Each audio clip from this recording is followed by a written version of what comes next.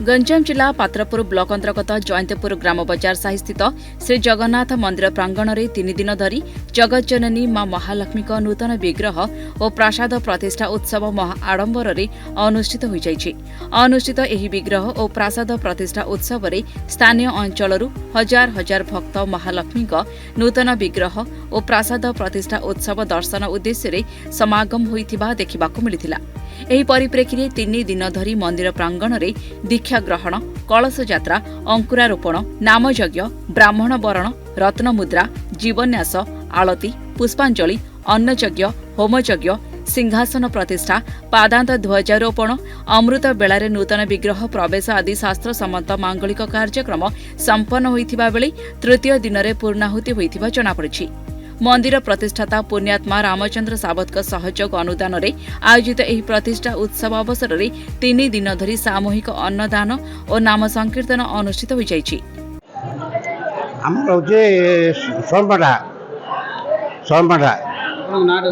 रामचंद्र सावत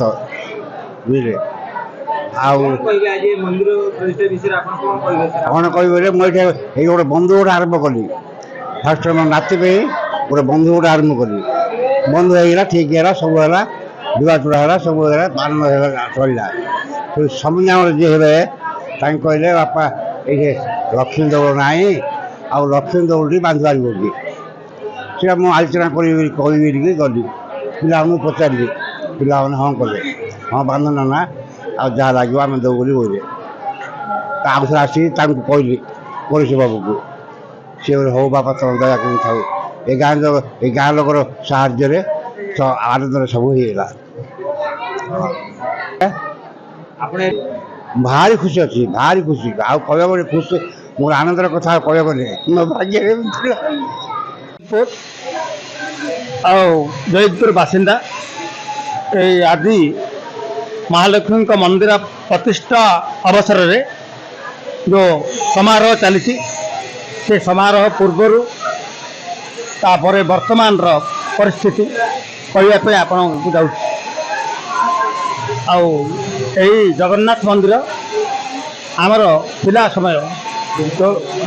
आमर पिला समय जराजीर्ण अवस्था प्राय 100 वर्ष तलू रही 2002 मसीह आमर बजार रे एक कमिटी फार्मेसन है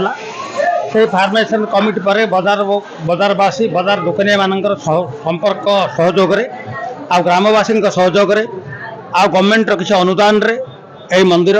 2002 मसीह वर्तमान यही पथ स्थापन कर वर्तमान एक उन्नतिर पथ आम गाँवासी की देखी तत्संगे संगे आमर जो वर्तमान जो लक्ष्मी मंदिर वर्तमान प्रतिष्ठा उत्सव चली से प्रतिष्ठा उत्सव रे मुख्य सहयोगी सोमपेटा ग्राम निवासी रामचंद्र सावतंकर माने निजर अनुदान रे वर्तमान से मंदिरटा तत्संगे संगे कुरापाढ़ी जयंतपुर कुरापाढ़ी अनुदान रे जुग्म अनुदान रे मंदिरटा वर्तमान स्थापित होती तार प्रतिष्ठा उत्सव वर्तमान 28, 29, 27, 28, 29 3 दिन आमर धारावाहिक भाव चली आसी वर्तमान यही समारोह वर्तमान चल रही। गंजाम आलू जयप्रकाश का रिपोर्ट न्यूज़ 8 ओडिया।